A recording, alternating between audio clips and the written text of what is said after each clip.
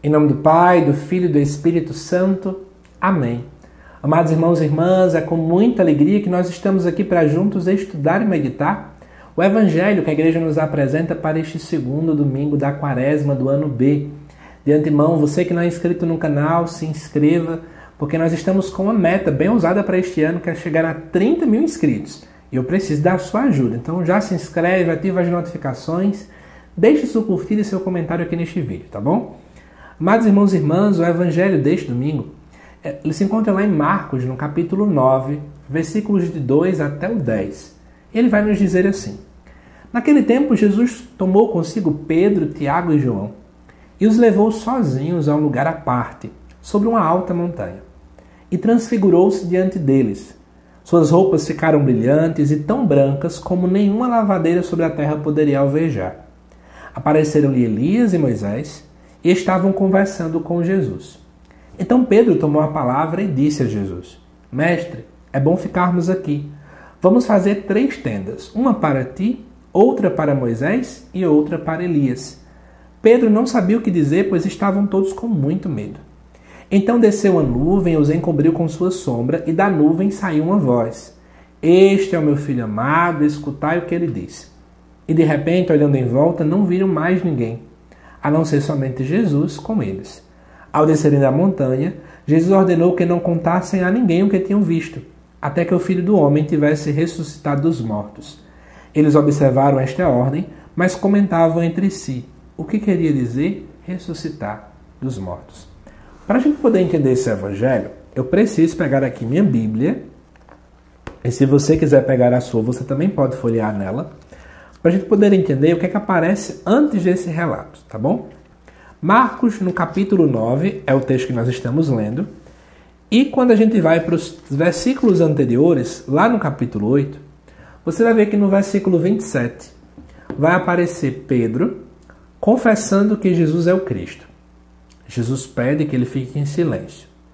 Depois, no versículo 31, no capítulo 8, Jesus começa a dizer que vai sofrer. Pedro não gosta, repreende Jesus, e Jesus diz: Vai para trás de mim, Satanás.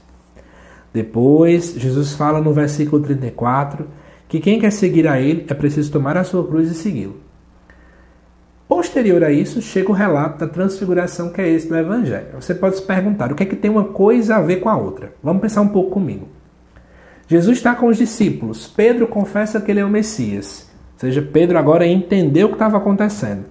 De repente, Jesus fala que vai sofrer. Você acha que os discípulos vão sentir o quê? Medo, angústia, desilusão.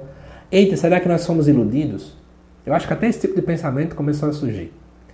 Então, diante desta experiência, talvez, digamos assim, a priori, negativa para eles, era preciso algo que pudesse fortalecê-los.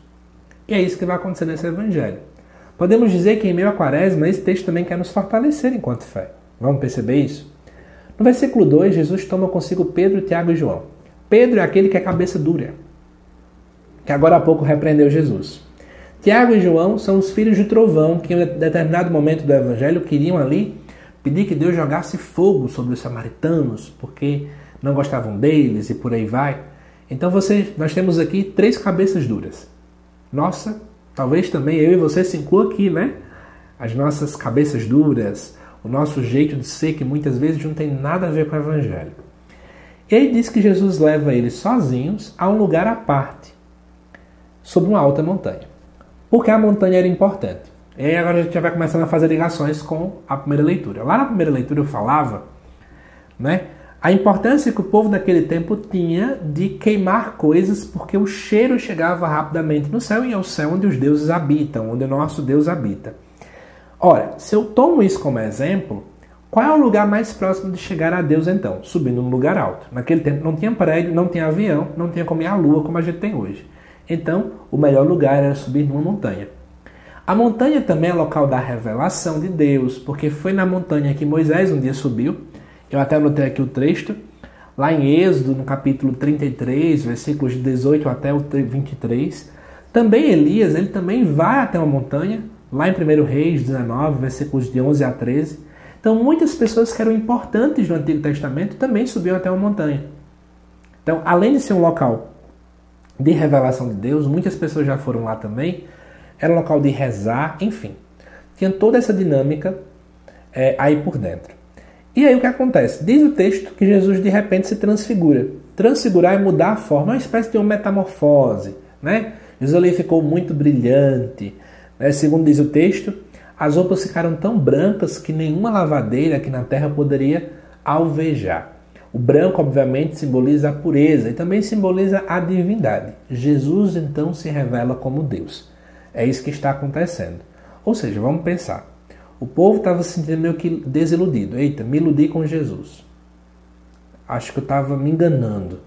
Agora Jesus mostra, não, eu sou Deus. Então, a ilusão agora some. Porque se ele é Deus, o que ele está falando é coerente. Nós podemos continuar seguindo ele.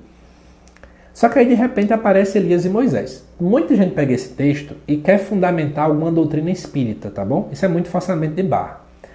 Porque, em primeiro lugar, a Bíblia não é espírita. Nós sabemos muito bem que nós não acreditamos em reencarnação. Mas a grande pergunta é por que Elias e Moisés aparecem aqui. Eu quero convidar você a parar de olhar o Evangelho como se ele, por acaso, fosse uma biografia.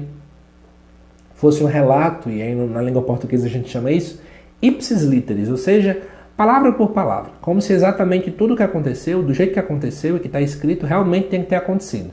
Nós não estamos diante, por exemplo, de uma peça teatral em que é preciso registrar tudo, tá bom? Não é assim. Os evangelhos, eles são escritos exatamente para despertar a fé do povo. Portanto, Elias e Moisés aqui nada mais são do que símbolos de algo muito maior. Para quem não lembra, Moisés recebeu as tábuas de pedra. As tábuas de pedra continham os 10 mandamentos. Moisés é símbolo da lei. Elias foi um profeta muito famoso. Ele é símbolo dos profetas. Segundo diz lá no Antigo Testamento, nunca surgiu um profeta como Elias. Então você tem aqui Moisés como símbolo das leis, e a lei simboliza aquilo que é a vontade de Deus, é a lei que diz o que é certo e o que é errado. O profeta é aquele que é boca de Deus, então é por meio de um profeta que Deus fala. Quando eu coloco perto de Jesus Moisés e Elias, eu estou dizendo assim, é Jesus quem diz o que é certo e errado, é Jesus quem interpreta a vontade de Deus, e é Jesus que é boca de Deus para nós. Olha que bonito. E é interessante pensar que enquanto lá no Antigo Testamento, sob a montanha, Deus se revela para Elias e se revela para Moisés, agora Deus não se revela para Jesus. É Jesus que é a própria revelação do Pai. Então é Jesus que é a própria revelação, é Jesus que mostra para nós o rosto do Pai. Então é muito mais profundo do que essas ocasiões que apareciam lá dentro do contexto do Antigo Testamento. Dizia que Elias e Moisés estavam conversando com Jesus, então Pedro vai tomar a palavra. Ele estava com muito medo, segundo diz o texto, porque ele nada entendia do que estava acontecendo. É interessante que esse medo se associa com aquilo que a gente já tinha falado, do Cristo que falou da cruz.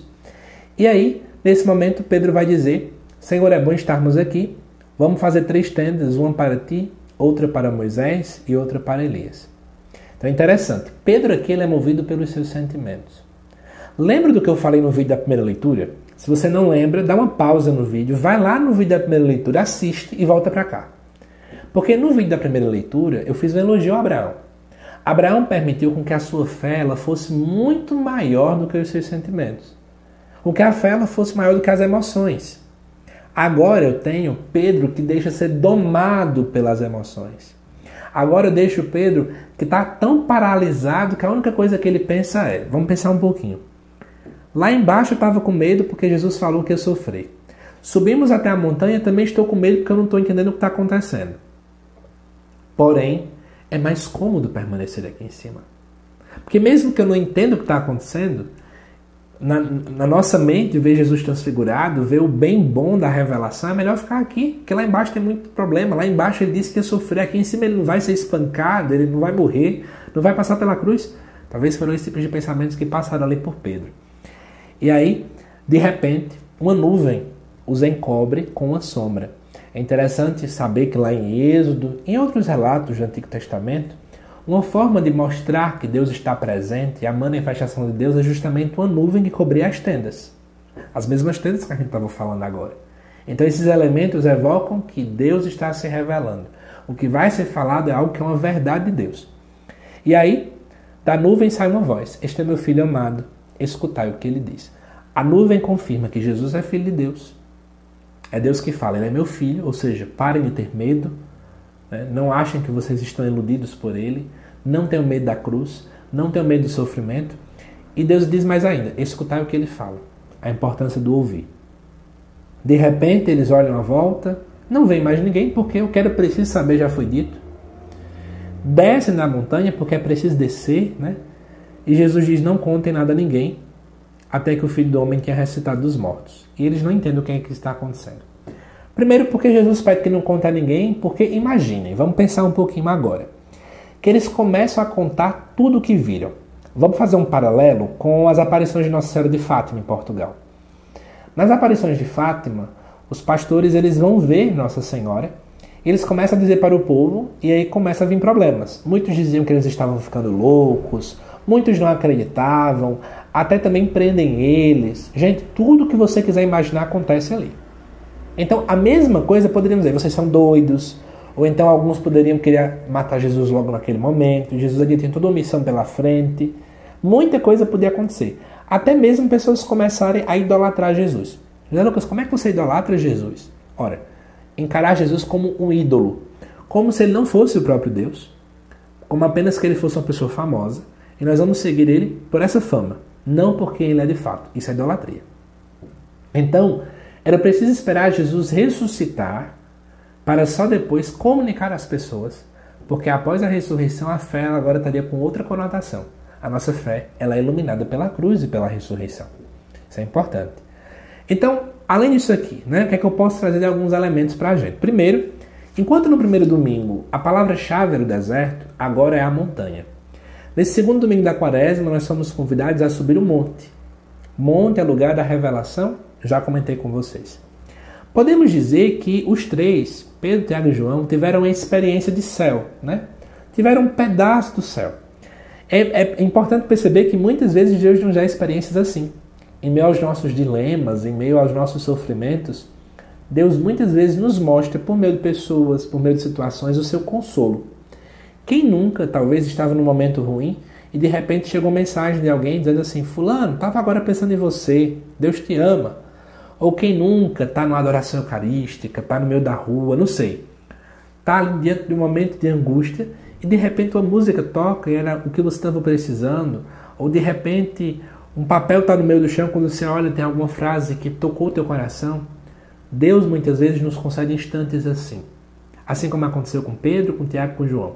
Mas eu não posso permanecer nesses instantes. Esse é apenas um vislumbre do céu. É apenas para dizer, ei, você está no caminho certo. Ei, Deus está contigo. Ei, não pare. Ei, Deus está te escutando. Ei, Deus está no controle das coisas. Mas é preciso que você caminhe. Por isso que eles tiveram que descer da montanha. É preciso agora carregar aquela cruz que nos versículos anteriores Jesus falou, se quem quiser me seguir, tome a sua cruz e me siga. Então, entenda que em meio a essas pequenas experiências de paz, eu preciso permanecer caminhando. Em meio às quaresmas da nossa vida, em meio aos desertos da nossa vida, eu preciso continuar caminhando. Mas sabendo que Deus vai dar momentos em que Ele dá esse alívio, né? E aí que também é importante a gente entender que na nossa caminhada, a gente não vai ver muita coisa. Se a gente fosse seguir ao pé da letra, que esse texto de fato aconteceu, podemos dizer que Pedro, Tiago e João viram o céu. Nós não podemos ver. A não ser uma visão extraordinária. Mas é mais fácil ouvir. Nós não vemos Deus face a face, mas eu posso ouvi-lo. Ouvi-lo aonde?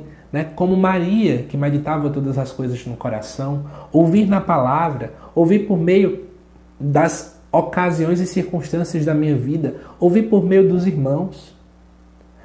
Entenda, é preciso ouvir. A própria palavra falou, escutai-o, ouvi-o, prestar atenção no que ele fala. É preciso ouvir a Deus. Outra coisa também que quero apontar para vocês, e é o último ponto daqui, enquanto Pedro queria realmente realizar ali 3 tendas, ele esqueceu que na verdade não precisaria de 3 tendas. A nossa morada é Jesus Cristo. A única e verdadeira morada é Cristo, onde nós devemos e precisamos buscar habitar. Vamos voltar para a primeira leitura? Abraão depositou toda a sua confiança, depositou a promessa, depositou o seu filho, depositou o dom da sua paternidade, que talvez naquela circunstância era a única coisa que ele achava que tinha de valor. Ele depositou. Claro, Jesus não existia naquele tempo, no sentido de já existia desde a eternidade, mas Jesus não tinha se encarnado ainda no ventre da Virgem Maria. Mas trazendo para o contexto de agora, Abraão seria alguém que teria colocado tudo diante de Jesus. É preciso com que eu e você deposite todas as nossas fichas em Jesus. Sem sombra de dúvidas, para nós que somos cristãos, não existe plano B. O plano A é fazer a vontade de Deus. O plano B risca, porque o plano A nunca falha. Quando eu me coloco diante do Senhor, quando eu permito com que a fé ela fale mais do que o medo, como aconteceu com Pedro, que ela fale mais do que as minhas emoções, como aconteceu com Abraão, com toda certeza, nada vai me abalar. E eu verei de fato o céu, não apenas como uma experiência rápida, mas eu verei ele na eternidade. Espero que esse evangelho, esse estudo, tenha clareado sua visão para esse segundo domingo da Quaresma, e eu te aguardo nos próximos vídeos aqui do canal e te peço encarecidamente, deixe seu comentário aqui neste vídeo e compartilhe com o máximo de pessoas que você puder. Que Deus te abençoe e até o nosso próximo vídeo.